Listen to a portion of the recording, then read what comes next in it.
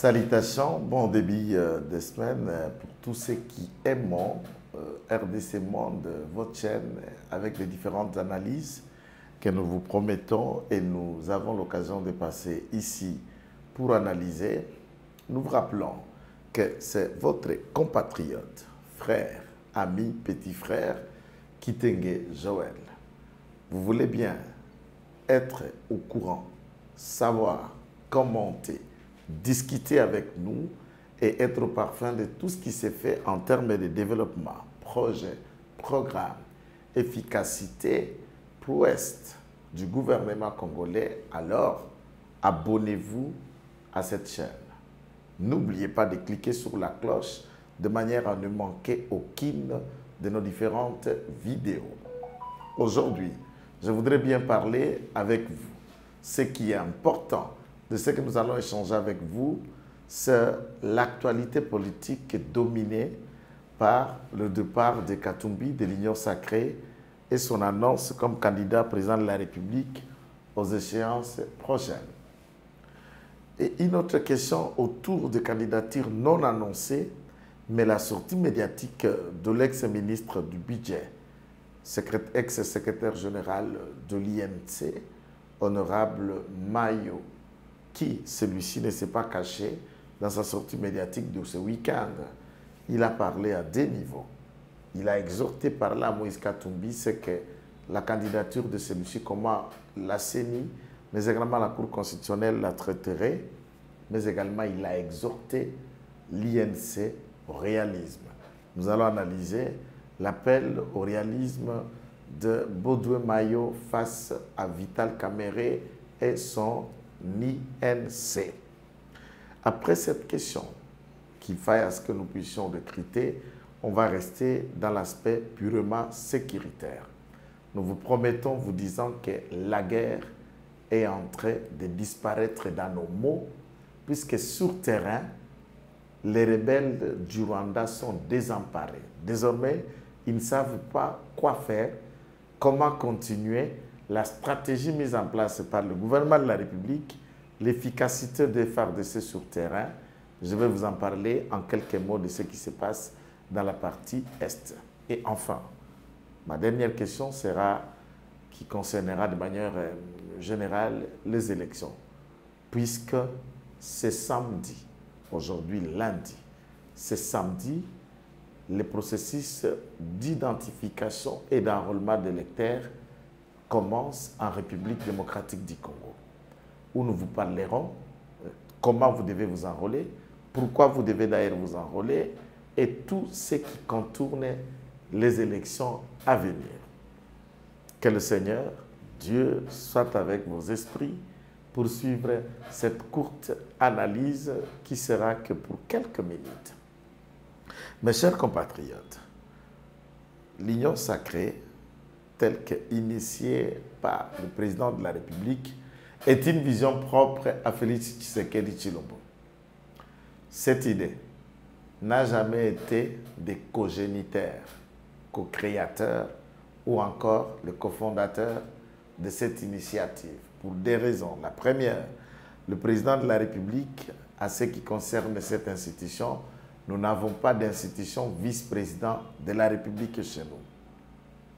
Étant lui-même comme institution, il n'est plus membre d'un parti politique. Il s'est créé un courant dépassé, se mettant au-dessus de la mêlée de toute responsabilité pour permettre à ce que le pays s'en sorte de cette impasse mise en place du conglomérat d'hier qu'on appelait FCC Cash. FCC Cash qui, Ilunga Ilukamba, a été le premier ministre de cette période malheureuse et nous savons combien ont été les blocages, des complications empêchant le bon fonctionnement de l'État. Ainsi donc, le président de la République a appelé tous les Congolais de tous bords pour créer, mettre en place un courant appelé Union de tous les Congolais, appelé Unité de tous les Congolais, et de cette unité, de cette union, on l'a qualifié sacrée. C'est pourquoi on parle de ICN, Union sacrée pour la nation. nous étions unis, nous nous sommes dit être sacrés pour la nation, pas pour nos partis politiques, pas pour les individus, même quand, du point de vue idéologique, tout parti politique a comme mandat, objectif, la conquête du pouvoir. Une fois vous l'avez conquis, eh bien, la dernière méthode, c'est la conservation du pouvoir. Nul ne peut reprocher à l'UDPS de mettre tout ce qu'il doit mettre en place pour conserver le pouvoir. Mais pourvu toutes ces méthodes mises en place reposent sur la Constitution, les lois de la République et les voies démocratiquement installées pour le fonctionnement des institutions en République démocratique du Congo. Et si tout est fait conformément à la Constitution, il n'y a pas de débat, on ne peut reprocher à aucun parti au pouvoir de tenter de conserver le pouvoir dans un mandat légal. D'ailleurs, pour ce qui concerne le candidat président de la République, il a, d'après la Constitution, un second mandat. Pour ce qui concerne les partis politiques, quant à chercher les sièges au Parlement, au Sénat, aux assemblées provinciales, les partis politiques n'ont pas de mandat pour envoyer leur liste. Et chaque parti peut faire de tout ce qu'il imagine pour se trouver un peu plus d'espace à l'Assemblée nationale en ayant plus de sièges, ou au Sénat, ou dans les représentations provinciales qu'on appelle l'Assemblée provinciale, ou dans les élections locales, tant, mais également dans les élections du gouverneur. Quand un parti se met en musique pour faire un tel exercice, il n'y a rien de satanique. Pas pour seulement l'UDPS, pour tout autre parti. Donc, c'est à chacun de montrer de quoi il est capable. Lorsque Moïse Katumbi vous dit qu'il quitte l'Union sacrée, d'ailleurs, il faut vous rappeler qu'on ne peut appartenir à une philosophie, à un groupe politique, à une idée de gestion politique que si seulement si dans vos différentes déclarations et sorties médiatiques, vous prêtez allégeance à celui-ci. Et pourtant, depuis la mise en place de l'Union sacrée, fin 2020, au début pour que nous commencions 2021. Et les derniers trimestres de 2020 ont été révélateurs pour simple raison que les députés révolutionnaires ont tout fait pour faire tomber cette majorité des coquilles qui était machination et un outil de blocage de la gestion de la vision du président de la République. Une fois cette majorité trouvée, et les tractations après la consultation générale ont été appelées en contribution pour qu'un gouvernement issu de cette union sacrée soit mis en place. Ce qu'il fit faire. Mais depuis c'est celui-ci, je parle allusion au président climatique. Je suis en train de faire allusion au candidat climatique. Je suis en train de faire allusion à celui qui travaille dans les bureaux climatiques.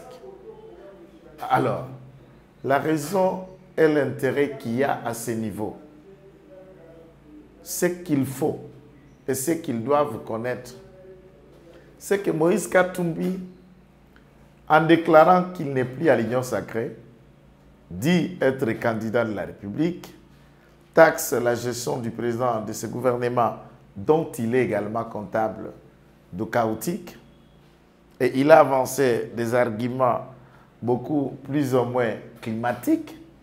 Alors, ces arguments climatiques n'ont pas rencontré l'assentiment climatisé des Congolais. Si vous ne comprenez pas climatique et climatisé, je vous envoie d'aller revoir son interview à la chaîne France 24 où il reprochait le gouverneur de l'état de siège qui ne se préoccupe pas de ce qui se passe dehors, il est seulement assis dans son bureau climatique. Comprenez? Candidat président de la République qui ne sait même pas un bureau climatique, c'est comment, c'est quoi? Un bureau climatisé, c'est quoi ou c'est comment? Donc, un abruti de ce niveau, le Congo a plus de respect d'avoir un président au moins instruit. Donc, vous comprenez là où le mot climatique est sorti, il est venu, et c'est ainsi que lui-même est devenu le candidat climatique. Et pendant cette période, ça ne reste l'ombre d'aucun doute que le Congo mérite mieux que des autodidactes, mérite mieux que des gens qui apprennent au moins à parler moyennement la langue officielle, la langue utilisée, la langue régulièrement à l'école au Congo.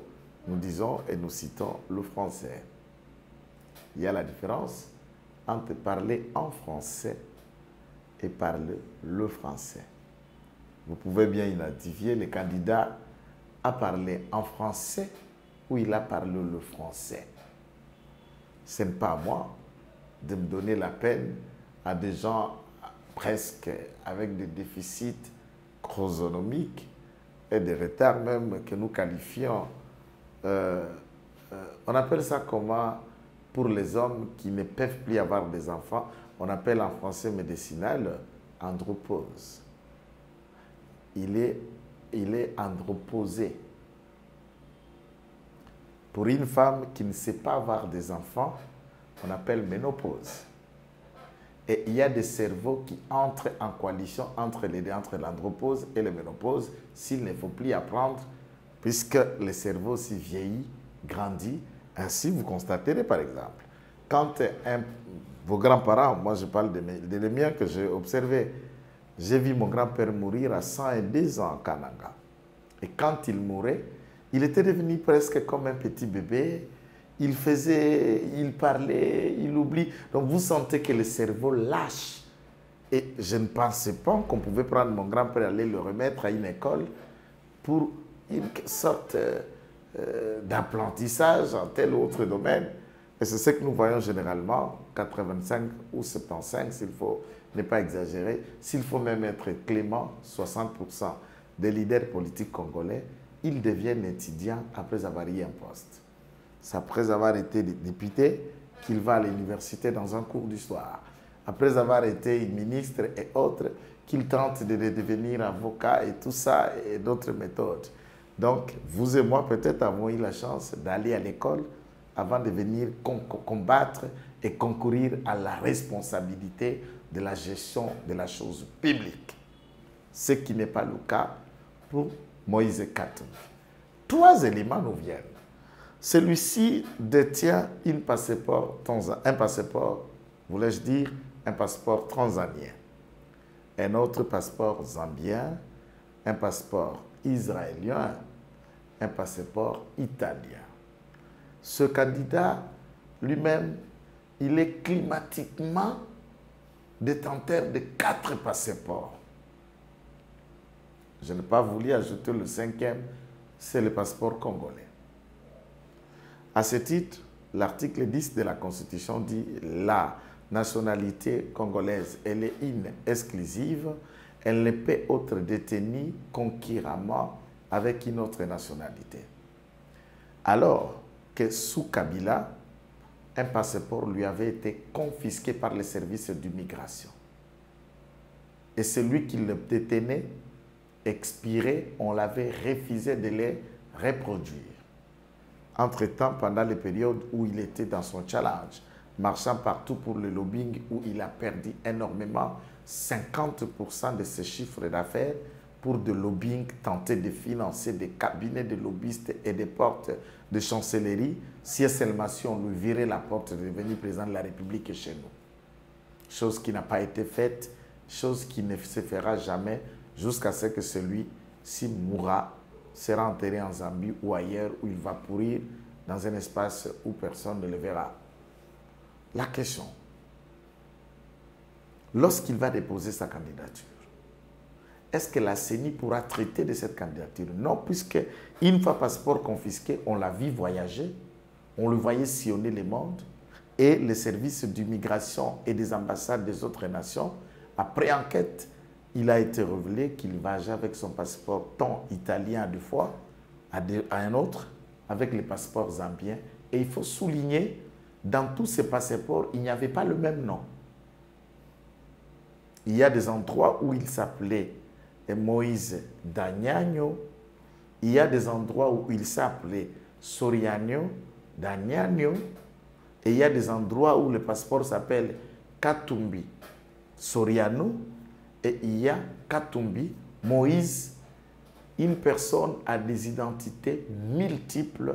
C'est un monstre du point de vue de l'existence. Et lui-même, si on pouvait l'amener dans l'émission de Julien Lepers, considérera ce que celui-ci ferait que, par exemple, question pour un champion, qui suis-je? Je suis né d'une mère zambienne, d'un père italien, et avant une femme qui est elle-même Tutsi, et d'un parent de ma femme, un autre est burundais, un autre est rwandais, et maintenant je vécu au Congo, à Lubumbashi, vendant mes poissons en Janja, et maintenant je vais devenir candidat président de la République. Et qui suis-je? Point! Moïse Katumbi. Et tu vas postuler ici, papa, na Motundoni, na Kintoki, na Bomoi, qu'est-ce que la CENI est appelée à le faire? Le bureau de traitement des candidatures, le BTC. Je n'ai pas parlé du BTR. Le BTC, en recevant les candidatures, ils ont la possibilité de réceptionner les candidatures, de les traiter et de faire une liste provisoire, même en rejetant ceux qui ne sont pas conformes à la loi électorale, mais également à la Constitution. Tout en attendant qu'un éventuellement contentieux des résultats devant la Cour constitutionnelle, qui lui-même est le juge électoral. De ce fait, nous appelons de tous nos vœux, conformément à l'argumentaire de Maître Baudouin Mayo, à Bekele, qui a dit que la candidature de Sie Katumbi doit être purement et simplement rejetée au motif qu'il détient plusieurs nationalités concurrente à la nationalité congolaise. De cela, il n'y a l'ombre d'aucun doute. Quand la loi dit, la Constitution, que la nationalité congolaise ne peut être obtenue de manière concurrente avec une autre, ceci revient à dire qu'une fois que vous avez une autre nationalité, c'est la déchéance sur la perte de celle dite congolaise automatiquement. Donc, nous souhaitons et nous disons que celui-ci soit rejeté. Maître Mayo exhorte Vital Kamerhe. Maître Mayo exhorte Vital Kamerhe en lui parlant, disant qu'il appelle l'INC au réalisme. Pourquoi? Il dit à l'INC qu'ils ont intérêt de soutenir la candidature du président de la République en 2023. Ils doivent soutenir la candidature du président de la République en 2023 et le réalisme dont il a été question, puisque Maître Mayo a lu dans l'esprit de Vital Kamerhe et son état-major la volonté de briguer la magistrature suprême en 2023. D'ailleurs, c'est leur droit, en tant que parti politique, en tant qu'ambition ou gestionnaire de ses propres ambitions. On ne peut pas les reprocher. Mais dans le fond, la question sur laquelle Maître Mayo a regardé la crédibilité dont l'INC déjà fait débat.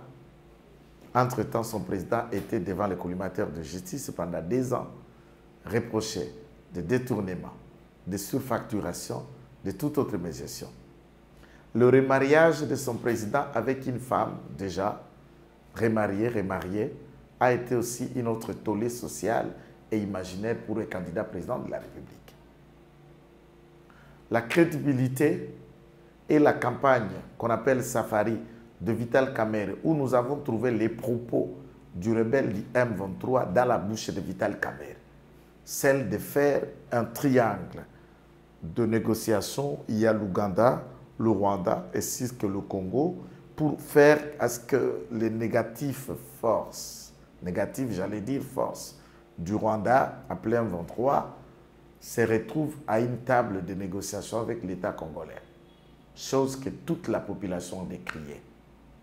Nous avons remarqué qu'un ancien secrétaire général adjoint de l'INC, Loaire, qu'on appelle, je ne sais pas s'il est de Kanyuka, mais son nom d'ailleurs c'est Kanyuka, serait parti de l'INC pour rejoindre les forces rebelles et il est le porte-parole du bureau politique de ce mouvement rwandophone. De cette importance, beaucoup de Congolais pensent qu'il y a des liens entre Vital Kamerhe et l'M23. Et d'autres Congolais pensent que dans le procès de 100 jours, il n'y a pas eu clarité. Vital Kamerhe était réellement impliqué dans les détournements lui reprochés. Beaucoup d'autres personnes pensent que Vital Kamerhe est l'outil utilisé par les impérialistes. Et de ce fait, en regardant la crédibilité, la confiance, l'engouement que le président de la République suscite dans le cœur des Congolais, Mayo Baudouin appelle l'INC au réalisme, leur disant s'il faut viser la magistrature suprême, le conseil à vous donner, ok, vous êtes appelés à nourrir bien vos ambitions et de tenter cette fois-là en 2028. C'est pour ainsi dire, laisser à Félix Tshisekedi d'épuiser son deuxième mandat. Et après son deuxième mandat, vous pouvez réfléchir au thème. Quitte à savoir si jusque dans le deuxième mandat, combien de leaders politiques seront en vie? Quel sera l'avenir de l'INC jusqu'en 2028? Au regard de tout ce qu'il y a, au regard de tout ce que nous voyons. Dans la politique, 2 ans, 3 ans, c'est déjà beaucoup pour que certaines donnes sur terrain se modifient, se changent. Il y aura de nouveaux leaders qui vont naître, qui vont s'imposer, qui vont cartonner, et bien ça seront des questions discutables. Avec les leaders de M23, nous vous disons qu'il n'y a pas de négociation qui tend à leur donner ce qu'ils veulent. La rencontre de Kibumba, comme beaucoup de gens en estiment, n'a été qu'une rencontre sous l'égide de l'accord cadre d'Addis Abeba. Cet accord réunit au moins 9 pays qui sont concernés dans la crise congolaise, et la commission de ce mécanisme de suivi est présidée sous l'appui de l'Union africaine. Mais également, il y avait l'appui de l'Angola qui préside au même moment pour le compte de la CIRGL, mais également pour l'Union africaine. Il y a aussi le bénéfice sur le mécanisme non seulement de l'Angola, mais du Kenya, puisque le général Kenya est le chef de la force régionale qui est déjà ici chez nous pour nous appuyer face aux rebelles du M23. Donc c'est pourquoi que le général Kenya a été à Kibumba avec la délégation, puisqu'il y a des Congolais qui se posent la question, mais dans ce pourparlers, on a vu le général Chico. Le général Chico est l'adjoint du général angolais dans la question des commissions tripartites qui devait être mise dans la première feuille de route de Luanda, où c'est le général angolais qui dirigerait la commission. Il sera secondé par un général congolais puis un général rwandais. Et de temps en temps, cette commission sera, le général rwandais et ougandais, j'allais dire angolais, sera souvent au Rwanda, mais également à Kinshasa, et faire rapport à son président qu'on appelle Joao Lorenzo en tant que facilitateur, autant que Uhuru Kenyatta pour le compte de la sous-région. Donc, pour l'État congolais, l'option diplomatique n'est pas écartée. Et le gouvernement n'a jamais dit si ces hommes acceptaient de déposer les armes, on ne peut pas parler avec eux pour les amener à une démobilisation et réinsertion. Mais par contre, le brassage, le mixage, chose qui a été mise de côté. Mais les rebelles ont profité de cette occasion pour discuter avec la commission, sollicitant que le gouvernement leur ouvre la porte à intégrer les FARDC et qu'on leur accorde les amnisties. Alors ça, c'est discutable et très dire. Après avoir massacré 300 personnes à Kichiché, on va juste laisser passer l'éponge et les 300 Congolais massacrés vont être considérés comme quoi? Et ça va être considéré comme une faute ou comment? Donc, de toutes ces différentes questions, il y a intérêt à ce que le gouvernement maintienne les caps et le sens même des non-discussions directes avec ces forces négatives. Nous vous appelons dès ce samedi à l'ouverture des bureaux de traitement, j'allais dire, de révision, d'identification et d'octroi de la carte appelée carte d'électeur qui commencera 2 sur 24. Nous appelons tous les Congolais, de part où vous vous trouvez, en province ou dans quelques pays étrangers, là où les enrôlements vont être faits à ce jour, nous vous appelons de tous nos vœux d'aller vous faire enrôler. Que nous puissions participer massivement dans ces séances électorales de 2023 et cela va nous permettre d'envoyer au Parlement des députés que nous voulons, le président que nous allons vouloir les lire. Et cette carte d'électeur est une grande réponse pour l'avenir de votre pays, puisque votre voix compte sur ce que le pays va être géré après que le vote soit organisé. La CENI est en train de faire tout ce qu'il a fait, ou tout ce qu'il fera, ou tout ce qui doit être fait à ce temps. Et c'est avec beaucoup d'intérêt que nous vous appelons à vous mobiliser comme un seul homme pour vous faire enrôler. Avec le même intérêt que nous vous promettons de revenir pour une autre séquence d'analyse. C'était Kitenge Joël avec le concours technique de Fanny. Nous vous disons abonnez-vous, likez la vidéo, mais également n'oubliez pas de cliquer sur la cloche pour ne rater aucune vidéo dans cette chaîne qui est une grande famille RDC Monde Télévision. Ciao. Kotonga Congo eza likambo na ngai, likambo na yo, likambo na ye. Yango tozobenga bino boya, bandeko na biso boya, tozozela bino boya, tokoyamba bino kitoko. C'est bien votre informaticien Jean-Paul Canida qui vous salue et vous présente les bilans des RDC Monde 2021. Alors j'ai dit bravo à tous les membres qui ont gardé leur cap de versement mensuel et annuel pendant cette période de Covid. Comme vous voyez, la Suisse reste toujours devant la Belgique, la France, le suivi des États-Unis, l'Allemagne. Mais en tout cas, bravo pour tous les pays qui ont participé. 100 000 pour commencer notre premier projet grandiose et même peut-être plus de projets. À la banque, actuellement, nous avons 59 168 000. Alors, mes frères et sœurs, RDC Monde, ceux qui hésitent, venez, n'hésitez plus. Allez, RDC Monde, toujours de l'avant. Merci.